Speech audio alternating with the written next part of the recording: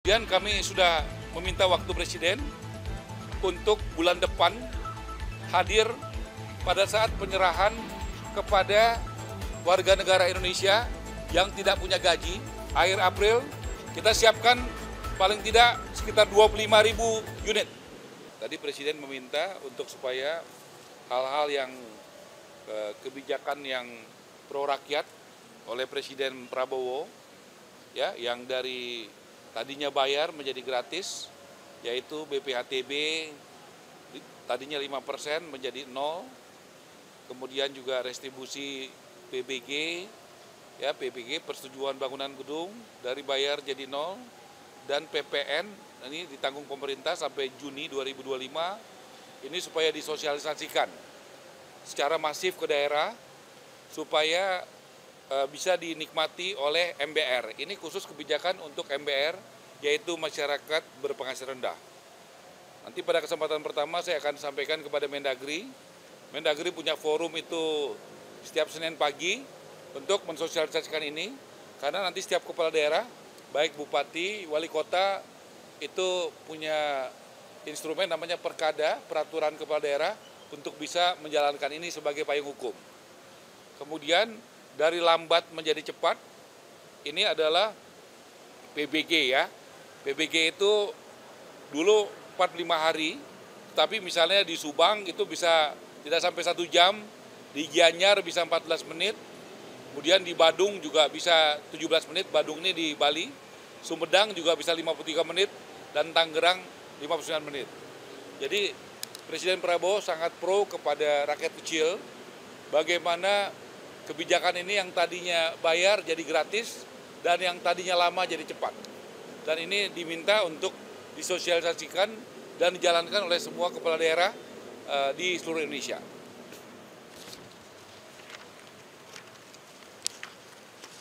Kemudian saya laporkan progres Wisma Atlet, 3 tower itu yang Pademangan, ada 3 tower, 8, 9, 10 sudah selesai, sudah siap diserah terimakan.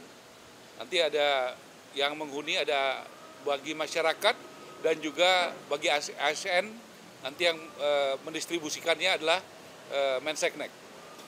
Ini di Wisma Atlet, karena ini adalah dulu adalah momentum yang sangat bersejarah buat bangsa kita, karena pada saat COVID itu begitu banyak dokter kita dan perawat yang berjuang, ya, yang menyelamatkan jiwa-jiwa warga Indonesia yang kena COVID. Jadi kita berusaha untuk membuatnya dengan sebaik-baiknya.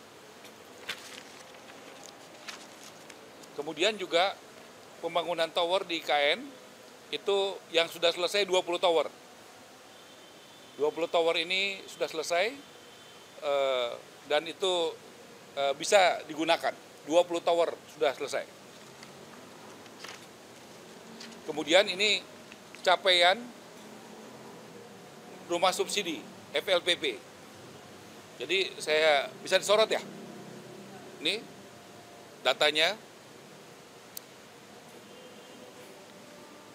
Jadi yang berjalan pembangunan 9.330, ready stock 14.042, persetujuan kredit artinya dari banknya udah setuju 19.643, yang akad kredit tapi belum cair 20.603, total 63.618. Kemudian yang sudah sampai kepada masyarakat itu 69.000. Ini akad dan sudah cair.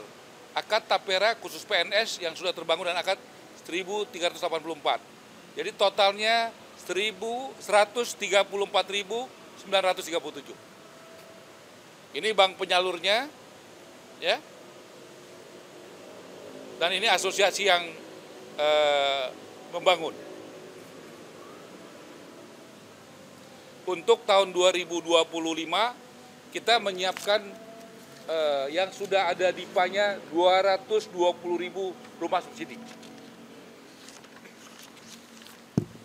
Kemudian saya juga laporkan rumah subsidi yang kami sudah turun, banyak yang bagus, yang jalannya bagus, temboknya nggak retak, ubinnya juga rata, airnya bagus, penghijauannya bagus. Tapi kami juga menemukan yang tidak hujan banjir, yang belum setahun retak-retak dan sebagainya. Presiden memerintahkan, karena ini adalah rumah subsidi rumah subsidi bukan berarti tidak berkualitas, harus berkualitas. Karena ada contoh yang banyak yang berkualitas. Yang tidak berkualitas ini merugikan rakyat. Jadi kami sudah minta audit ke BPK dan kami juga sudah sampaikan dalam pertemuan dengan KPK kemarin.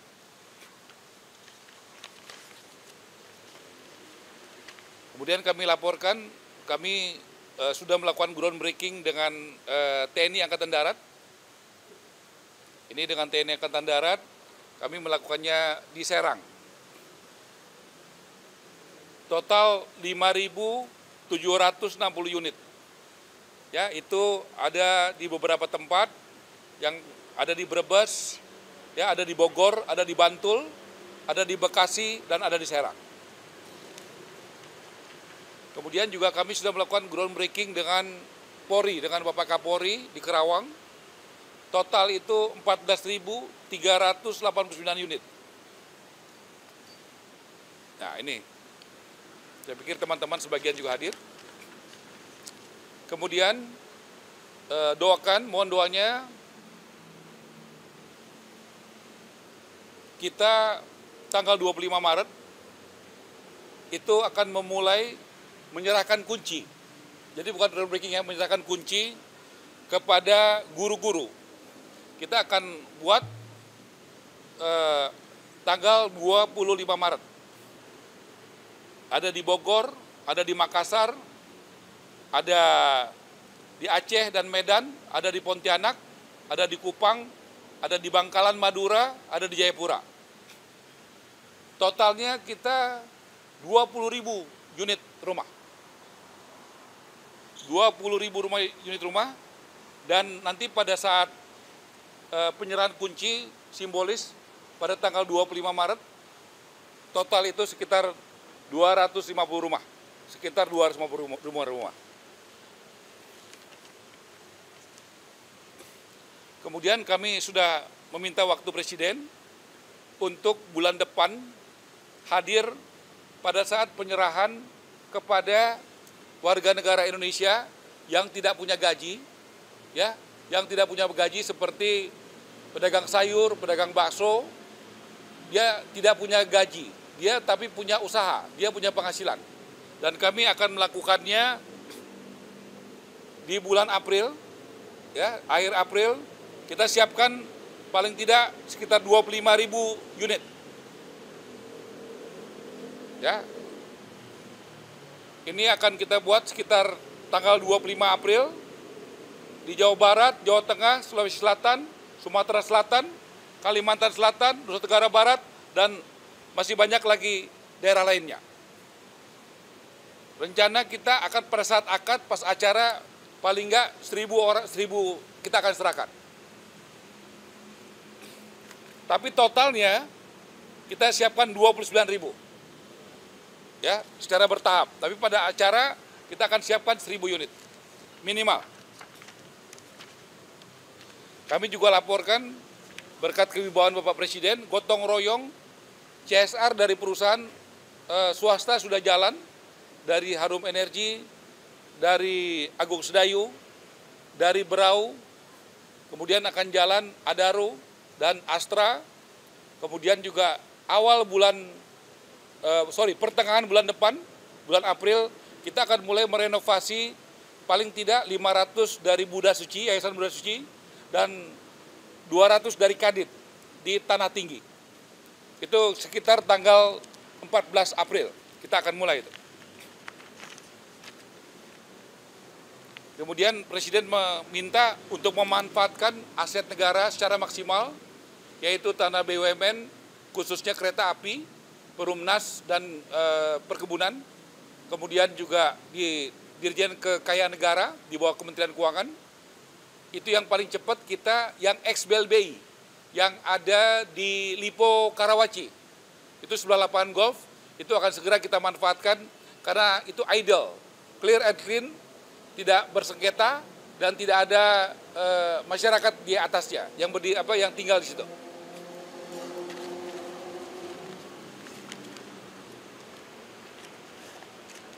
Kemudian saya juga harus laporkan sesuai Undang-Undang Cipta Kerja itu harus dibentuk Badan Percepatan Penyelenggaraan Perumahan BP3. BP3 ini adalah hunian berimbang, di mana pengembang kalau dia membangun satu rumah mewah, dia wajib membangun 2 rumah yang sedang dan 3 rumah yang sederhana. Ini untuk mengedepankan keadilan sosial. Jadi ini sangat penting bagaimana Bapak Presiden selalu dengan Pancasila dan Konstitusi ada keadilan sosial. Jadi BP3 ini akan segera kita bentuk supaya ini bisa berjalan soal keadilan. Kalau rumah gratis itu, pertama itu yang dari CSR. Contoh dari perusahaan-perusahaan dari Agung Sedayu, 250 di Tangerang, 500 di Berau. Nanti dari Adaru, itu yang gratis. Gitu ya. Kalau yang tadi saya jelaskan rumah subsidi. Nah, begitu. Kalau berapa totalnya, itu yang kita minta data dari Kementerian Dalam Negeri. Karena yang mengeluarkan izin, karena rumah itu kalau mau dibangun atau mau direnovasi mesti ada izinnya. Kita minta tolong kepada Mendagri supaya kepala daerah memberikan datanya kepada kita. Karena izinnya itu dari, kita mau bangun rumah apa aja, komersial kah, subsidi kah, rusun kah, apartemen kah, itu kan harus ada izin. Izin itu namanya PBG, Persetujuan Bangunan Gedung. Dan itu adanya izinnya dari kepala daerah. Itu yang kita akan peroleh datanya dari Kementerian Dalam Negeri. Yang kita tadi sampaikan itu adalah rumah subsidi. Kenapa kita bisa kasih datanya? Karena dari Tapera. Tapera memberikan kepada bank penyalur. Jadi datanya itu tajam, detail gitu ya.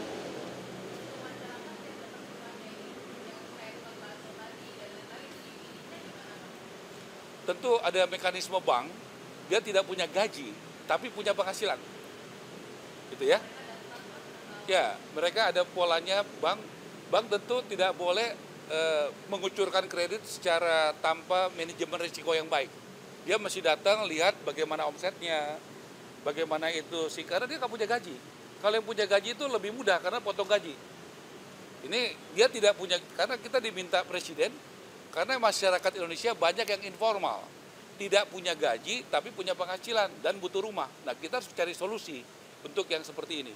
Nggak bisa kita hanya kasih yang punya gaji, pegawai yang punya gaji. Nah, kalau pegawai yang punya gaji itu mudah, TNI, Polri, pegawai negeri, itu mudah. Kita juga nggak boleh bekerja yang mudah-mudah aja. Kita juga harus cari bagaimana solusi supaya yang tidak punya gaji tapi punya penghasilan.